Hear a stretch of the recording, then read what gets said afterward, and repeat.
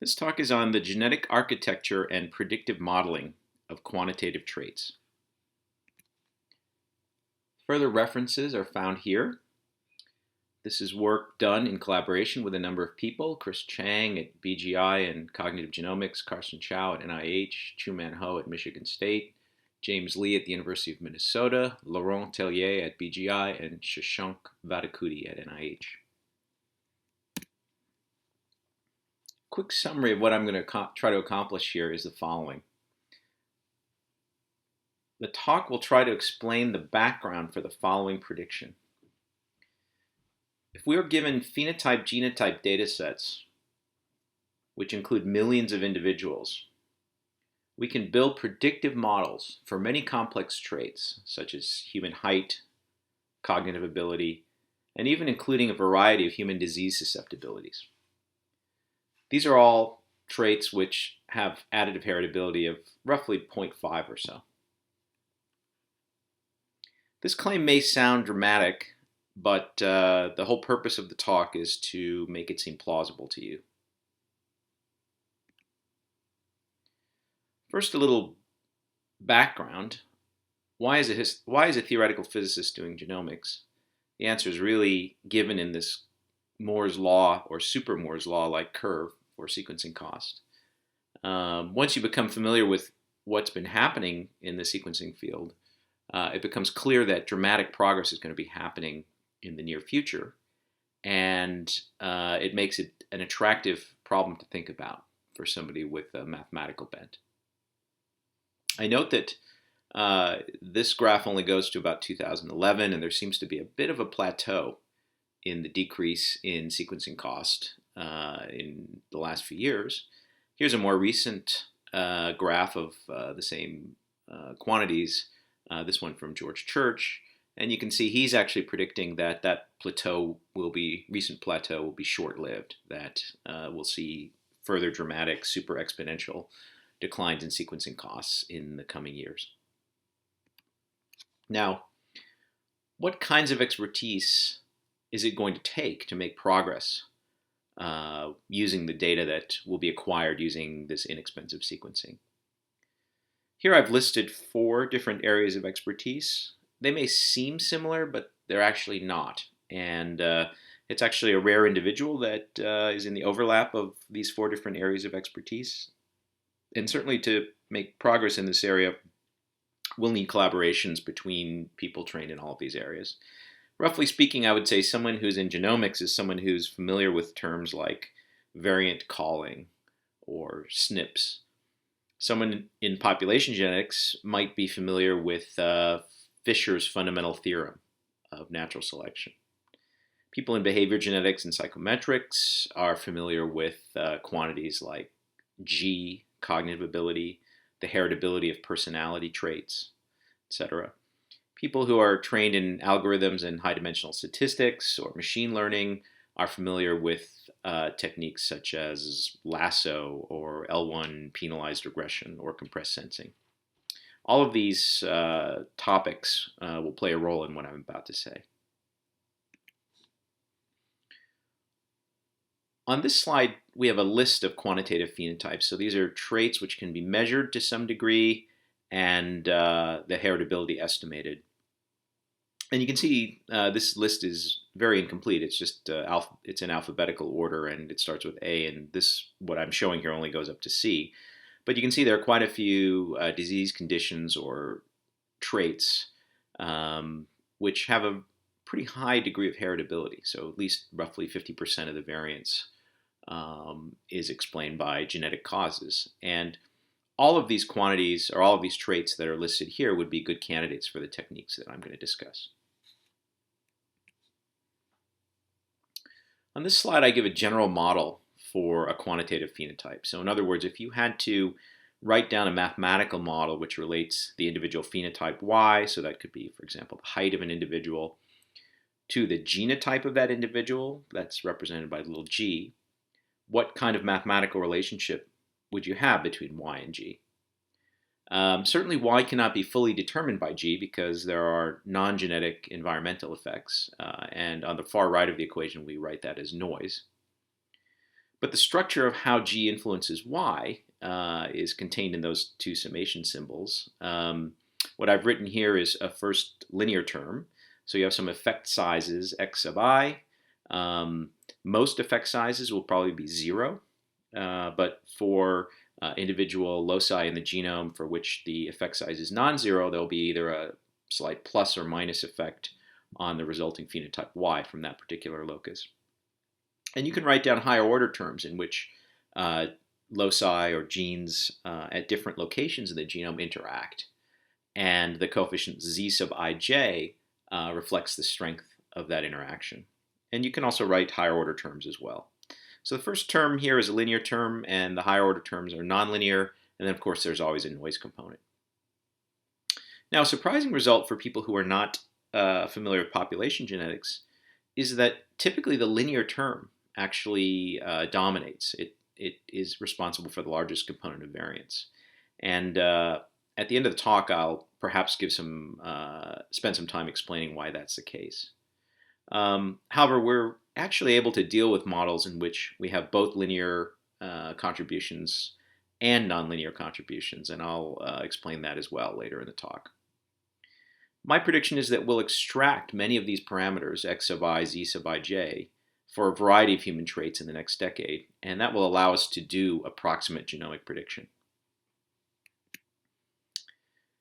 Here's a little bit of history of genome-wide association studies. So these are large studies in which the genotypes and phenotypes are measured for large numbers of individuals. And for simplicity, let's just concentrate on the red dots. So you can see that when sample sizes were relatively small, say in the few thousands of individuals, there were no genome-wide significant hits found for height. That is, until we got to some data threshold or some level of sufficient number of individuals in the sample, we could not find statistically significant or sufficiently statistically significant loci that were associated or correlated to the height of the individual. However, once we exceeded that threshold sample size of roughly 10,000, we have seen a steady accumulation of separate alleles, distinct alleles, each of which influence height. And the current state-of-the-art state of play is, I think, roughly about 1,000 genome-wide significant variants are known which influence height. The genetic architecture that we see so far is quite interesting. So we have quite a few alleles which are at fairly high frequency in the population. That's at the far right of this graph, but typically have small effect sizes. There are also some very rare alleles, so they're found in, for example, less than 1 in 10,000 people, but those have very large effect sizes. The units on the vertical axis here are in units of standard deviation, so that's for a male, that's about 2.5 or 3 inches of height. So you can see that the large effect, rare variants that are known can increase height on average by several inches at least, whereas most of the common variants, which are found in the lower right, typically affect the trait by some fraction of a standard deviation or fraction of an inch or centimeter. And the normal variation in the population in height is primarily caused by those alleles on the right, which are commonly found in the population but typically have small effect size. The red ellipse in the middle is there to indicate that there's probably a lot of stuff that we have yet to find. There are probably things which are kind of rare, maybe found in less than 1% of the population, but have sort of moderate effect sizes. Those we do not yet have the statistical power to detect. And actually, even in the far right, where the common variants are, there are probably many, many common variants that we haven't discovered yet, but which have smaller effect sizes than the ones that we're able to see. Now on this slide, I should say the last slide, this slide, and the next slide are stolen from Peter Vischer. In this slide, we look at the partitioning of variance for height. Now remember, variance is a measure of squared deviations, so it's a little bit misleading. It's a little counterintuitive in thinking about variance. You really should take the square root of variance in order to have the right unit of measure and to think about correlations. So in this case, what we can say is that the current best efforts by a large international collaboration called GIANT to find SNPs, the SNPs that were displayed on the previous slide, has accounted for about 16% of total height variation in the population. The theoretical upper limit, because height has a heritability of, say, roughly 0.8 based on twin or family studies, the difference between that 80% and the 16% that's already been found is the missing heritability. Now, from a technique called GCTA, we know that the amount of variation that would be theoretically accounted for by all the common SNPs that are found on a typical SNP chip should be about 45%, and then probably some rare variants that are not found on the chip but would be found, say, through sequencing, would account for the gap between 80% and 45%. So I think the most reasonable thing we could say right now is that although we have missing heritability, there are quite plausible explanations for where that missing heritability will eventually be found. And that it seems quite possible that we could reach this sort of 80% of total variance in our model prediction capability. So here's a graph that discusses predictive accuracy. And the units on the left, I believe, are centimeters. This is for height. And what it currently says is that if we use the best GWAS data from 2014, that would come from the GIANT collaboration, and we made a prediction for the height of an individual, so an individual that we've never met but for whom we, say, have the SNP genotype for, we could predict their height with a standard deviation of about just over 6 centimeters. And so that's not so good. That's sort of knowing their height to plus or minus 2.5 inches or so. But what's the theoretical limit? What could we do if we had a really good height predictor? Well, if you go to the far right of this plot where the r squared is 0.8, that's basically the best we would expect to be able to do. We could get to a standard deviation in the height prediction, or an error in the expected error in the height prediction of about 3 centimeters. So that would be just a little over an inch.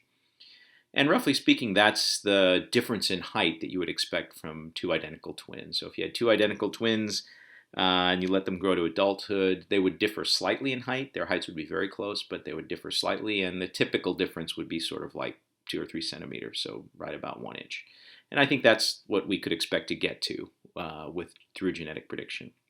Now, similarly, if you were trying to do prediction of susceptibility to a particular disease, depending on the heritability of that disease, you could get to some similar level of accuracy. So the analog of knowing someone's height plus or minus 1 inch, you might know their diabetes risk or particular cancer risk or schizophrenia risk to a similar level of accuracy.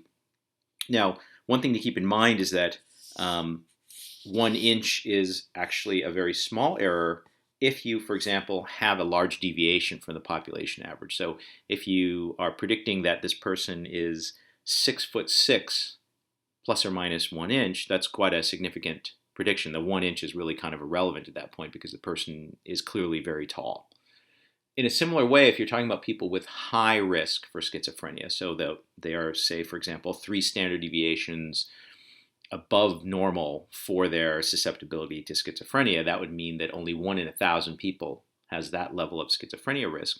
And even though you had some residual error in the prediction, you could still confidently say this particular person has a very high risk for schizophrenia relative to an average person. And so these kinds of limitations on genetic prediction will actually allow for fairly precise kinds of medicine. You will be able to find the people who, say, are in the 99th percentile for a risk for a certain disease condition. And similarly, you'll be able to find people who are, say, extremely resistant to a particular disease condition. It's more in the middle where someone's sort of normal, in the normal range, that you won't have that much to say because of the residual uncertainty. But for outliers, you will be able to identify them, I think, with some precision.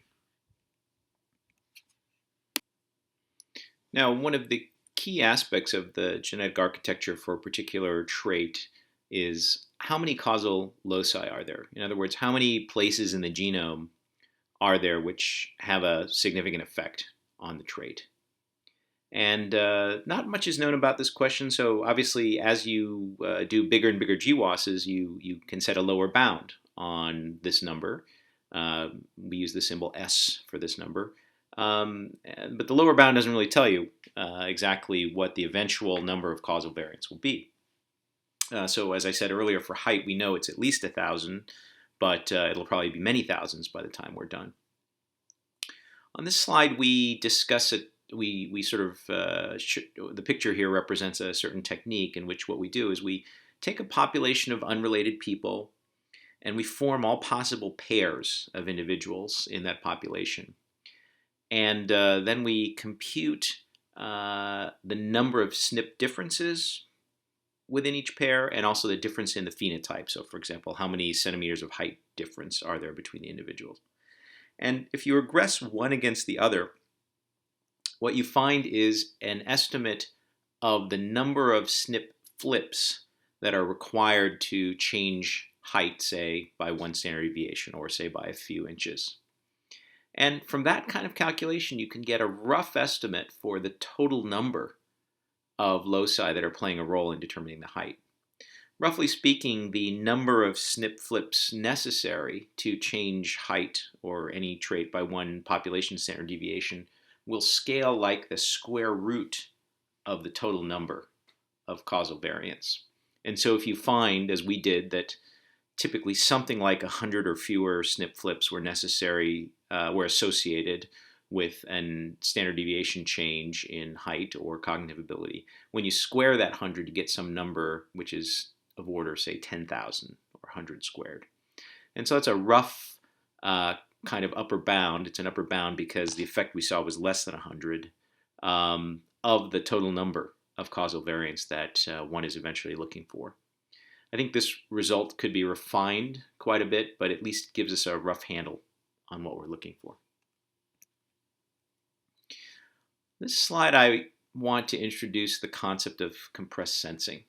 So this is an area it's an area of applied mathematics or statistics or machine learning, which has seen a sort of revolution in the last 5 to 7 years, or maybe a little bit longer. This set of techniques that I'm going to describe has been applied widely to a huge number of problems, although not yet so much to genomics. And I guess I would say our research group is kind of introducing it into genomics. So the problem is, if we go back to the mathematical models that we introduced earlier, let's imagine that we ignore for now the nonlinear terms. So let's suppose we just want to extract the linear effect sizes which the individual genes exert on the phenotype. And here I've written a matrix of genomes as capital Gij. The index I refers to a particular individual. The index J refers to a particular location in the genome. And epsilon is an error term. Now, what do we know about X? The goal here is to find X. We're given Y and we're given G. How do we find X? Well, according to what we said on the previous slide, X is sparse in the sense that there might be 10,000 locations in the vector X which are non-zero, but there are many, many more components of the vector for which the effect size is 0 or effectively 0. And the length of the vector, if you say acquired the phenotype, if you acquired the genotype using a modern SNP chip, then the length of the index J runs from something like 1 to 1,000,000. So typically a SNP chip might measure the genotype at 1,000,000 places.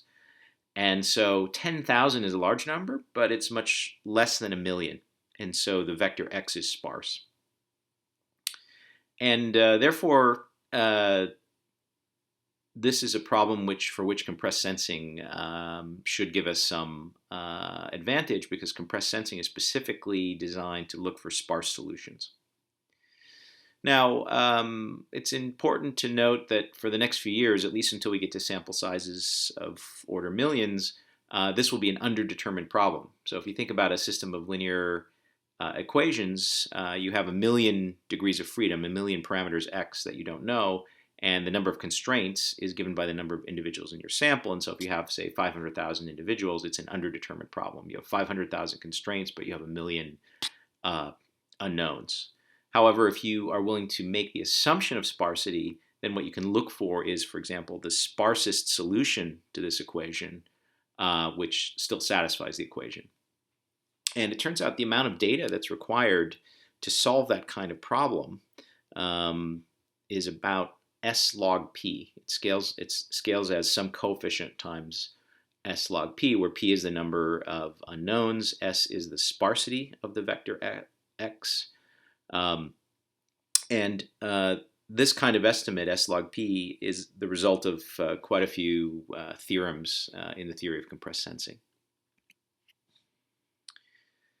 Here's a graphical depiction of what compressed sensing is trying to do. So the notation here is a little bit different than what I use because I stole this picture. I found it somewhere on the internet. Y is the phenotype, so that's some vector. Each component of that vector describes the phenotype, let's say the height or specific disease risk of an individual. The matrix is a matrix of genomes. Each row of the matrix is an individual's genome. And the very long vector x, which might have length, say, 1 million, or if you're doing the whole genome, it could have a length of 3 billion. That is the vector of effect sizes. And the little blue shaded squares are meant to emphasize that only some very small subset of the components of x are non-zero. Most of them are 0. And at the bottom of the slide, I have a little joke that these lists of 10,000 numbers are among the most valuable lists of numbers in the world because they actually tell you the genetic architecture of how a particular characteristic varies within the human population. The picture on this slide, which is also stolen from a lecture on compressed sensing, explains why the L1 penalization used in compressed sensing, which I'll go over on the next slide, enforces sparsity. So imagine that you're trying to solve the following problem. You want to look at candidate vectors x that satisfy y minus ax is less than some error bound. But you also want x to minimize some condition like the length of the vector measured in some norm is minimized. And p, the parameter p, controls exactly what kind of norm you're using to measure the length of the vector. And in the 3 figures below, 3 different choices are shown: p much less than 1, p equals 1, and p equals 2. You can see that when p is 1 or less, the minimization of that particular norm tends to enforce the condition of sparsity. It tends to force the smaller components of the vector x to be 0. Now, the ideal thing would be to use the L0 norm, which just counts the number of non-zero components in x. But it turns out imposing that constraint actually makes the problem NP hard. So that's not a very effective way to find the solution. On the other hand, you'll notice that if I choose p equals 1, which means an L1 norm or absolute value, that leads to this kind of diamond-shaped geometry, and that also enforces sparsity. And furthermore, the problem is convex when the penalization term is L1. And so it turns out L1 is kind of a good compromise. It enforces sparsity, but it leads to a mathematical problem which is tractable. And it's really this observation which has led to all kinds of work in this area, in the area of compressed sensing, in the last few years. So the problem we're trying to solve is based on this objective function. So we compute the L2 error of the candidate vector x. We sort of imagine that you're guessing a vector x hat. You have the phenotypes y, you have the genotypes g, and you compute this L2 error. But then you penalize, in the objective function, you penalize a candidate solution based on its L1 norm. The resulting function O is convex, and so what that means in practical terms is the optimization is very fast. And as I mentioned, there are lots of recently proved theorems which give you effectively performance guarantees. For example, what are sufficient conditions on G that would permit fast solution of this problem? Many of these theorems are largely independent of the properties of X, other than the fact that the assumption that X is sparse. And so you can come up with some general rules of thumb for how much data that you need to solve this kind of problem. It turns out that it's quite generic for there to be a phase transition in the performance of the algorithm as a function of the amount of data that you have relative to the sparsity. For cognitive ability and for height, or really any trait that has additive heritability of about 0.5, we show in one of the papers referenced earlier that you expect this phase transition to occur at about n, which is the amount of data or number of individuals that you have, of about 30 times s. And so if you know s, or you have an estimate of s, then you have an estimate of the amount of data you'll need to actually solve this problem to find the candidate vector x hat. And then there are performance guarantees in the theorems that tell you that the x hat that you found is very close to the real x hat that generated the data. One thing that we noticed in studying this problem is that as soon as you cross the phase boundary into the good phase, that is, as soon as you cross the data threshold and you have n greater than the minimum necessary n to be in the good phase of performance, you almost immediately find effectively the full support of x. So the support of the candidate vector x hat that you find coincides more or less perfectly with the support of the real vector x in our simulations. And so you can quickly figure out which are the loci which matter and which are the loci that have effectively zero effect on your phenotype. On this slide, we have a picture of the phase diagram. So we're varying two different parameters in each of these plots. The vertical axis is rho, which is the ratio of the sparsity to the number of individuals in the sample. And delta is another parameter which depends on p, the number of loci that you're looking at. The dependence on p tends to be fairly weak. It's not the dominant thing. And what the figure on the left shows is a phase, the dark line, the black line is a phase boundary. If you're above the black line, the performance of the algorithm will not be good. But as soon as you cross the black line, you rapidly get to very good performance of the algorithm. Now, the figure on the left is for the noiseless case, and so that's obviously unrealistic. However, the black curve is quite a famous curve, originally derived by Donahoe and collaborators, and here it's reproduced using actual genome matrices as the compressed sensors. The right-hand figure is the one that's relevant for us, so it includes a noise term that's determined by the heritability of about 0.5, and you see that the black line is indicated there, but it doesn't mean anything in this context. The transition to good performance happens at much smaller values of rho. And at those small values of rho, like 0.03, then you start to get good recovery and good performance. And so the upshot of this is that if you take some sparsity like 10,000, S of order 10,000, and you multiply by 30, then you get to about 300,000 individuals, or of order 1 million individuals you need to actually make these techniques work. But based on all the theoretical research around this set of techniques, you can be fairly confident, given the parameters, that when you have 1 million individuals, you will be able to build good genomic predictors for a number of traits. Now, if you don't have enough individuals to push yourself into the good part of the phase diagram for the algorithm, you can try a slightly different trick. What you can do is increase the penalization lambda. And I haven't said much about how to set the penalization lambda. You have to read our paper for all those technical details, or look in the compressed sensing literature. But what you can do is, if you don't have enough n, you can artificially increase the penalization. And what that means then, what that sort of is equivalent to, is working with an effective model that has a smaller s and a smaller heritability. But nevertheless, you can recover a big chunk of the support of the vector x. And what we found is that when you try these techniques, you get recovery, which is actually much better than the technique that's commonly used in GWAS, which is just regressing each individual locus of the genome against the phenotype. So in this example, we had the SNP genotypes of about 7,000 individuals. We ran them through LASSO with an enhanced penalization parameter lambda. And what's shown here in the diagram, this is what I think it's called a circus plot.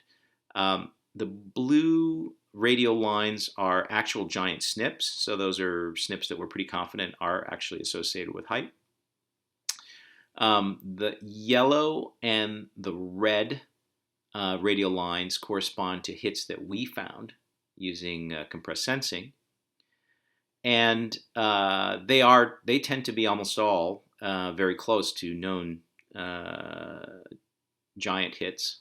So the false positive rate is very low.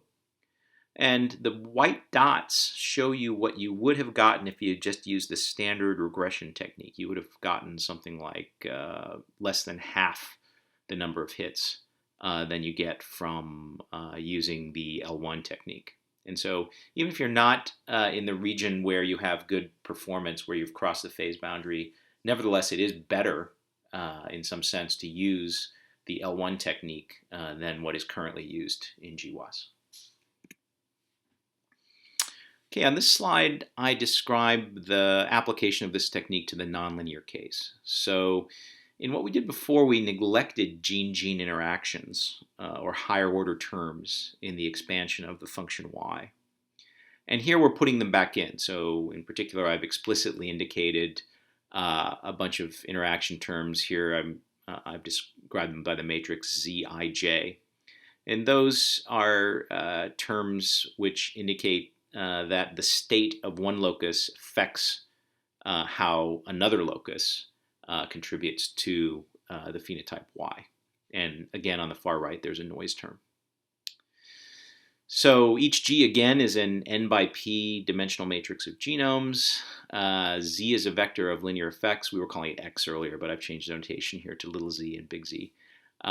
Big Z is a matrix of nonlinear interactions, and epsilon is a random error term. And you could obviously expand this even further. You could have GGG interactions or GGGG.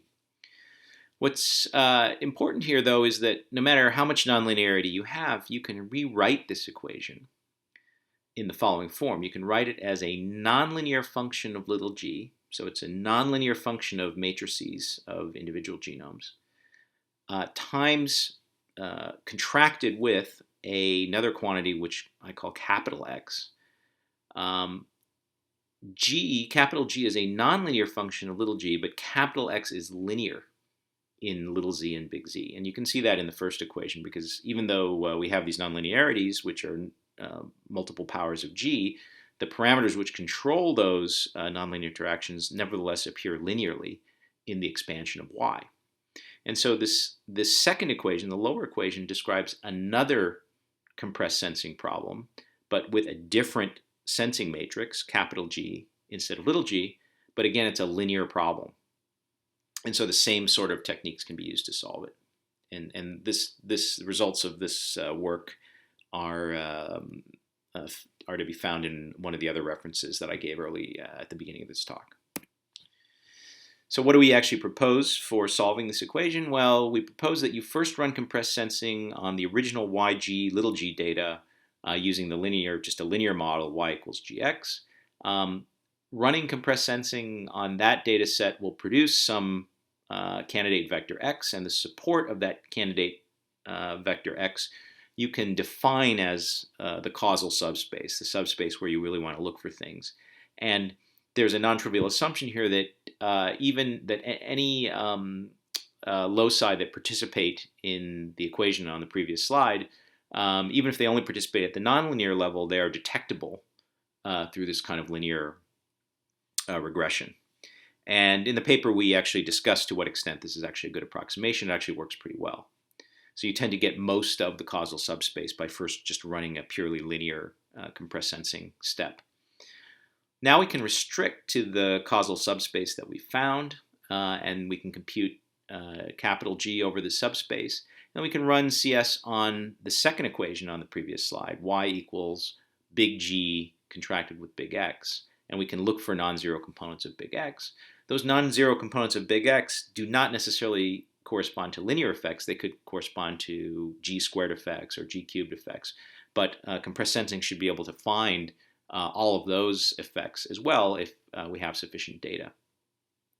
And roughly speaking, in the model simulations that we did, using some with simulated data, some with real human genomes, what we found is that typically we can recover at least half of the nonlinear variance through this technique. So if you have a trait like, let's suppose you had a trait where the broad sense heritability was 0.8, but the additive heritability is only 0.5. So there's 0.3 of nonlinear variance that you don't quite know what to do with until you have a technique like this one. What we found is when you run this technique, you can recover at least half of that. So of the original 0.8 broad sense heritability, you might get back to 0.6 or 0.7 total predictive power in units of variance when you're all done. And I think maybe a more sophisticated technique, if you really had a lot more data and some more clever computing tricks, you could eventually get most of that 0.8. But even this very simple-minded approach allows you to recapture a big chunk of the nonlinear variance. So I think the lesson to take home is that we should not be afraid of epistasis or nonlinear interactions between genes. I think the prior that a lot of people have in this field is that, oh, if there are nonlinearities involved, then forget it, we'll never figure it out. But I think that's premature. On this slide, I want to talk a little bit about cognitive ability, which to me is the most interesting phenotype of all, and I'll try to explain why I feel that way. The human brain is actually arguably the most complex known object in the universe. So if you look at the number of connections or the amount of structure in it, it's really much more complicated than anything else that we know about in the universe. It's much more complicated than a galaxy, for example. Now, that complex thing is actually created from a very small program. So if you look at our genome, it's only a gigabit length program. And somehow that gigabit length program interacting with a rich environment produces the human brain. If you look at differences between humans and our predecessors, say monkeys, chimps, we differ from them at maybe tens per thousands of base pairs in the genome. But there's a huge gap in cognition. A little more speculatively, modern humans differ from Neanderthals. We probably diverged from them a few 100,000 years ago. We differ from them at the genetic level by few base pairs per thousand. And that should be compared to the one base pair per thousand at which we differ from, two moderns will differ from each other. Now, some people might argue that Neanderthals were not dumber than we are, but I think there's pretty good evidence that they were dumber than we are. They had 300,000 years of presence in, say, in Europe and Eurasia, and really didn't leave much of a footprint. And in terms of technology development, they were quickly out competed by modern humans who were around for a much shorter period of time. So I think it's plausible that we have much better brains in some sense than they do, and yet we only differ from them at a few places out of 1,000. And so it seems quite plausible to me that relatively minor tweaks in our genome could enhance cognitive ability dramatically. So the difference between Einstein and a normal person, or Einstein and a person who's mildly retarded, is probably a very small number of individual tweaks. And I think to understand things like the operation of the brain, the functioning of the brain, and eventually even things like AI, this genetic approach could turn out to be actually one of the most fruitful. Now, if you don't know anything about psychometrics, you probably wonder to what extent we could define cognitive ability as a quantitative trait. I mean, to be a quantitative trait, you have to have a kind of numerical measure of the trait. And on this slide, I just want to make the quick point. This is going to be a brief point in this talk, but of course it provides, it's probably to me the single most impressive result in human psychology. And it's that if you give a variety of cognitive tests to a set of individuals, what you generally find is that the scores on the test tend to be positively correlated always. So what that means is that if you know that someone scores high, say on the verbal part of a test or the spatial reasoning part of a test, you can predict that their scores on the other components of the test will also be above average. And the distribution that's shown in the left figure is this giant ellipsoid in this three-dimensional space. And you can see people don't fill out the three-dimensional space of cognitive abilities uniformly. They tend to kind of cluster along this ellipse. And most of the variation is actually captured by the primary axis, the major axis of that ellipse. And what we do when we measure cognitive ability is we take an individual and we project their coordinate along that large axis and define that as G, roughly speaking. And so that's a way to measure cognitive ability. Some people are high, some people are low.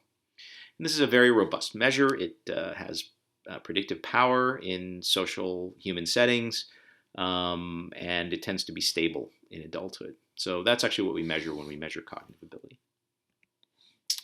Now, if you're not interested in cognitive ability, but you are interested in medical issues,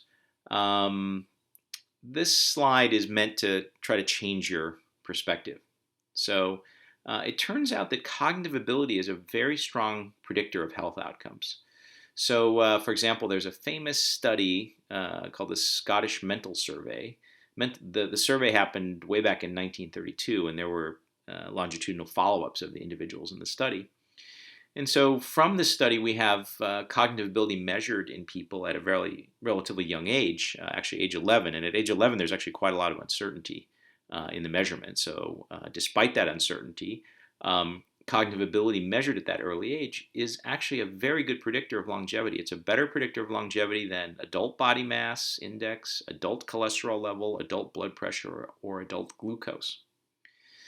And these results actually survive correction for family socioeconomic status. So it's not the socioeconomic status that's playing a role here. So for example, you could look at two brothers from the same family. Maybe one has a much higher cognitive score than the other, but they have the same economic background. The conclusion would be that the brother with much higher cognitive ability actually is predicted to live quite a bit longer than the other brother. And the reason for this result is not clear. It could just be that smarter people know how to take better care of themselves. But it could also be that high G or high cognitive ability is actually directly correlated to high functioning of bodily systems. So even though we have this stereotype of smart people as being kind of nerdly and not so physically gifted, it still might be the case that on average, people who have higher mental abilities actually generally have better bodily systems, and that contributes to their longevity. So let me give some final thoughts. So what I tried to argue in this talk, and I realize that if you're not an expert on, say, compressed sensing or related areas in statistics, you might not quite understand what I went through, but you can go to the references that are given at the beginning of the talk to delve a little further into this. The main claim is that we will approach an actual phase transition, a dramatic change in our ability to predict quantitative traits once we reach a certain sample size. And that sample size for a variety of different traits is going to be roughly on the order of 1 million people. And that could be as soon as, say, 5 years from now, maybe 3 years from now. Now, of course, in order to implement the algorithms that we were using in our research, you need to actually be able to pool together all the data in order to perform the calculations that we need to perform. And the current situation is actually not good in that respect, because what typically happens is you have individual research groups that try to do some kind of study, and they have a limited sample size. And then because of restrictions due to IRB or some privacy concerns, the individual collaborations are not able to fully pool their data. They can compute some summary statistics within their particular sample and then share those summary statistics within a larger collaboration. And that allows you to do simple regression, but it doesn't allow you to do the more complicated calculations that you need, for example, to implement LASSO. So we need to improve data sharing incentives and also infrastructure. So we want to create some cloud infrastructure where people can upload their data. That data should be secure and private. And then individual investigators who want to run analysis on that pooled data should then have to upload their code into the cloud to do the analysis, and then only the results are sent back. Good phenotyping is incredibly important. So sequencing is still expensive. It'll still be expensive, at least if you're trying to get 1 million individuals for the foreseeable future, and or at least in the near future. And so if you're going to sequence people, you want to collect as much phenotype information about each individual as possible. And as I've emphasized, cognitive ability is among the most interesting of phenotypes, but obviously there are many others which you would try to get from medical records or physical measurements of the individual. Slightly technical point, we know pretty well right now how to handle SNPs in these genome studies, but we don't really quite know how to handle whole genomes. And I guess I won't go into great detail about that, but basically what we need is some way to characterize what the right degrees of freedom or the right features of the whole genome are that we want to subject to this kind of analysis. So what is the right kind of variation that we want to be concerned with? So, for example, how are we to characterize big structural variance or copy number variation in the genome? I think that there's still kind of some open questions concerning how to deal with that in these studies. My final thoughts continued. I'd like to make a policy recommendation for NIH. So I believe that NIH should require that for any study that they fund, which gathers this kind of phenotype-genotype data, those investigators should be required to make the data available for pooled analysis in the cloud under some kind of reasonable privacy security model. And it would be great if NIH could provide the storage and analysis capabilities for this. But if not, some guidelines should be issued, privacy and security guidelines, that would allow universities, research institutes, or even private entities that are willing to become providers to set up cloud computing and cloud storage infrastructures to make all of this possible. Otherwise, we'd squander a lot of the resources, a lot of the money which is spent on accumulating this data would end up siloed in the lab of a single investigator, and the full utility of that data would not be exploited. A basic cloud model that I have in mind would be something like data is stored in the cloud, it's stored encrypted, there's some general compute resource attached to it. Researchers just submit analysis code. The analysis code is reviewed by some authority to make sure it's not doing anything nefarious, not trying to de-identify people by their genomes, identify people by their genomes. That code is then run in the cloud, and just the results or output of the code are returned to the researcher. And the researcher signs some documents agreeing not to try to attempt identification of study participants, etc. And I think under this kind of model, which is I think quite workable, the productivity or the rate of advance in genomic sciences will be much enhanced. One warning I would give, being a little bit familiar with the history of the first Human Genome Project, is that we don't want to end up with a private entity like Celera competing against the government effort. It would be great if, under some kind of data sharing guidelines, we could end up in a situation where we're maximally productive and not wasting resources, duplicating effort. That concludes the main part of the talk. I have a few slides covering material which might be of interest to some experts, and I'll just quickly go through those slides. I mentioned during the talk that people who are familiar with population genetics would not be surprised to learn that the genetic architectures for a lot of these traits are approximately linear, or in other words, that additive variance dominates over non-additive or nonlinear variance.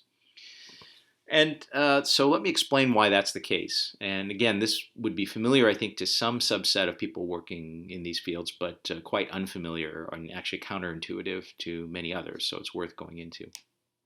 So the question is, why are phenotype differences, so the difference in height between two people, approximately linear functions of genotype?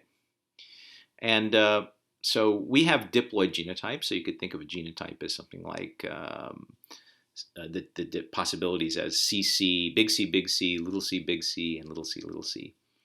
Nonlinear interactions are cases where, for example, the effect of little c is not twice the effect of little c, big C. So someone has either one copy of the mutation or two copies of the mutation.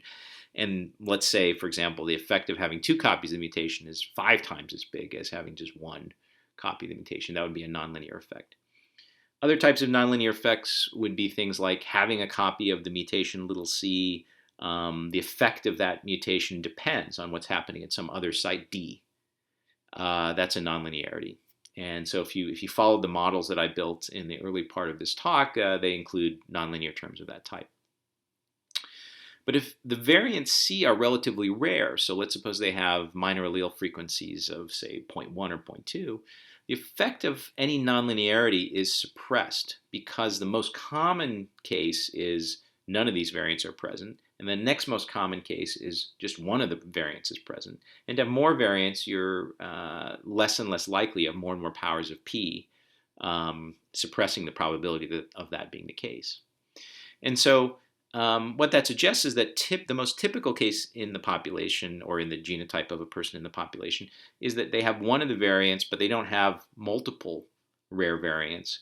And therefore, even if the multiple rare variants interact, that's an unusual condition, and it doesn't account for most of the variation in the trait, which is probably controlled by many, many different loci.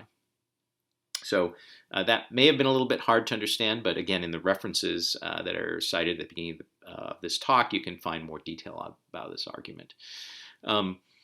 More or less, I would say a high degree of nonlinearity at the genetic level, so certainly there are going to be nonlinear interactions between loci.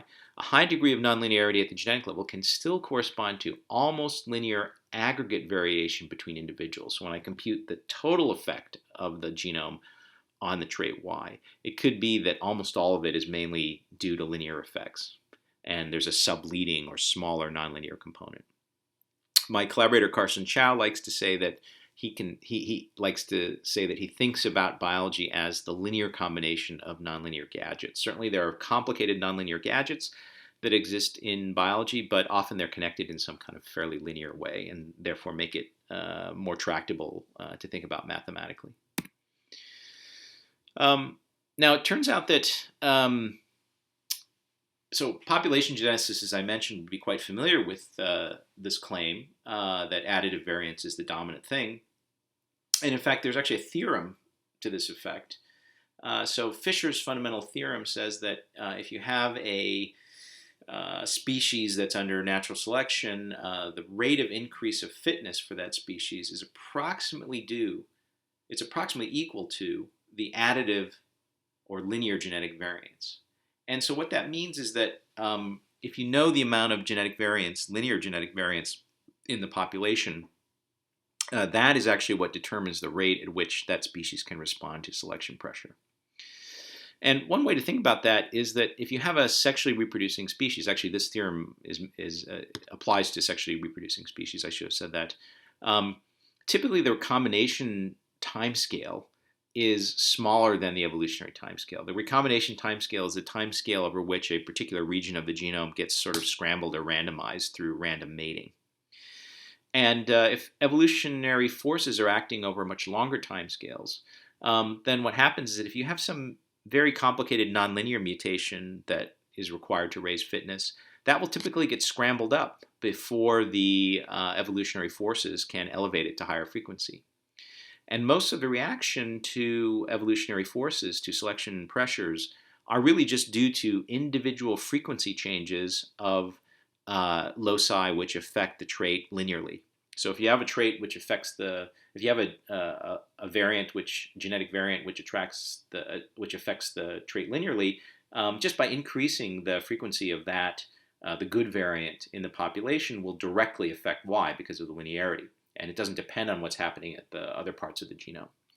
On the other hand, a really complicated nonlinear genetic mechanism is very hard to pass on um, from one generation to the next because of the randomization in sexual reproduction. So if you're familiar with animal or plant genetics, you would know that breeders have been using additive variants since the beginning of time, actually, to modify plants and animals and domesticated species. And the amount of change that can be accounted for by purely additive variants is typically gigantic. So an example I quote here, if you take corn and you try to select for more and more oil content in the kernel, if you select over many generations, you can move the corn species by many, many population standard deviations. So in this experiment, they were able to move the oil content by 32 times the original population standard deviation. So in a similar way, if we were able to do something like that with human intelligence, we would end up raising human intelligence by hundreds of IQ points, not just tens of IQ points, but hundreds of IQ points. And there's every reason to think that this kind of pool of additive genetic variance is present for most human traits as well. On this slide, I have a picture of how natural selection actually works on genotype frequencies or genetic frequencies. So what's indicated here, the vertical axis is the number of a particular variant in the population, the number density of that variant in the population. Let's assume that there's positive selection on plus alleles, so the variants that slightly elevate the trait. Let's suppose it's height. The traits that the gene variants which make you slightly taller are under positive selection, and the ones that are under negative selection are the ones that make you slightly shorter. So they're being pushed to the left. The blue variants are being pushed to the right. And the horizontal axis is the minor allele frequency. So an allele which is being pushed to the right is becoming more and more common in the population. An allele which is being pushed to the left is becoming less and less prevalent in the population. So let's imagine that there's some period of time, like 1,000,000 years or 100,000 years or even 10,000 years, where some quantitative trait is under selection. And let's ask what happens to the distribution of alleles when that's the case. We happen to know that if you look at our hominid ancestors, height and intelligence have both been under positive selection for a very long time. So if you wait a long time, what happens is that the blue alleles are generally pushed from low frequency in the population to high frequency. They go from being rare alleles to being nearly fixed. The negative alleles are pushed to lower and lower frequency in the population. And typically you end up with a kind of U-shaped distribution where you have negative alleles clustered at p close to 0. You have positive alleles clustered near p equals 1. And then you have a kind of desert or valley where there isn't too much stuff. And that U-shape actually suggests that rare variants, deleterious variants, so variants that are minus, will always be at low frequency. So the counterpart of the plus accumulation near p equals 1 is a bunch of negative variants, but they're all at p much less than 1. And so that justifies, if you remember, if you go back a few slides where I talked about why variance tends to be additive, one of the assumptions made in that argument I gave was that the minor allele frequency p was much less than 1. But this evolutionary description explains why you should not be surprised to find that the variants affecting the trait are rare, that they have p much less than 1. So there's a sort of picture that all fits together here where traits that have been under natural selection and driven toward fixation, generally what you'll have is some rare variants that are still around that affect the trait. And it's those rare variants, rare here doesn't mean extremely rare, but p much less than 1. It's those rare variants in aggregate that are responsible for most of the variation within the population. And if you want to move the whole population in one direction, you just need to start changing the allele frequencies even more. So if you want to make the species even taller or even smarter, you just suppress down the minus alleles even more, thereby making the plus alleles even more common in the population. And the final slide here describes in sort of simplest possible terms a sort of spherical cow, simplest additive model for a quantitative trait. And here let's suppose the trait is intelligence or something. So imagine that there are n causal variants, n is some big number like 10,000. And let's suppose in general, or typically, the minor alleles, the rare ones, have minus effect on intelligence. And let's suppose that the typical minor allele frequency is 0.1. So at any particular locus, a person in the population has about a 10% chance of having the minus allele, but they have a 90% chance of having the plus allele. You can straightforwardly calculate what the population standard deviation is here. It's roughly 0.1 n all square root. And if n is 10,000, then it takes about, you can calculate, it takes about 40 extra minus variance to change intelligence by 1 standard deviation. So that would be a 15-point IQ change. That would require flipping 40 minuses to pluses if you want to enhance intelligence, or flipping 40 pluses to minuses if you want to decrease intelligence. And this long chain of pluses and minuses inside the parentheses here, that's meant to represent a sample, a particular genotype for some random person in the population. So it says at locus 1, he has the plus variant, at locus 2, he has a minus variant, et cetera, et cetera. And this is just listing the 10,000 locations in the genome that are actually affecting IQ. It's suppressing all the other places where there's negligible effect on cognitive ability. So a typical person in this population has about 1,000 plus or minus 40 minus alleles. Remember that you have a 10% chance of having a minus allele at each location. There are 10,000 locations, so you typically have about 1,000 minus alleles plus or minus 40. And a highly intelligent person might have somewhat fewer minus alleles. Maybe they only have 900 minus alleles. That would be almost 3 standard deviations above average. Maybe they only have 800 minus alleles. That would make them 6 standard deviations above average. And so even though this model is extremely simple, it actually captures almost everything that we know about cognitive ability. It's normally distributed. It explains in a very deterministic kind of way the effect of a particular genotype on cognitive ability. More minus alleles means lower cognitive ability, plus alleles mean positive, improved cognitive ability. And what's interesting is that if you were able to flip all the pluses to minuses, so if you had, all the minuses to pluses, so if you were to have a person with almost no minuses and almost the plus allele on every one of these variants, that person would be something like plus 25 or 30 standard deviations above the normal person, or plus hundreds of IQ points relative to the normal person. And of course, we can't imagine what someone with that genotype would be like, what level of intelligence that would be like, but it is theoretically possible.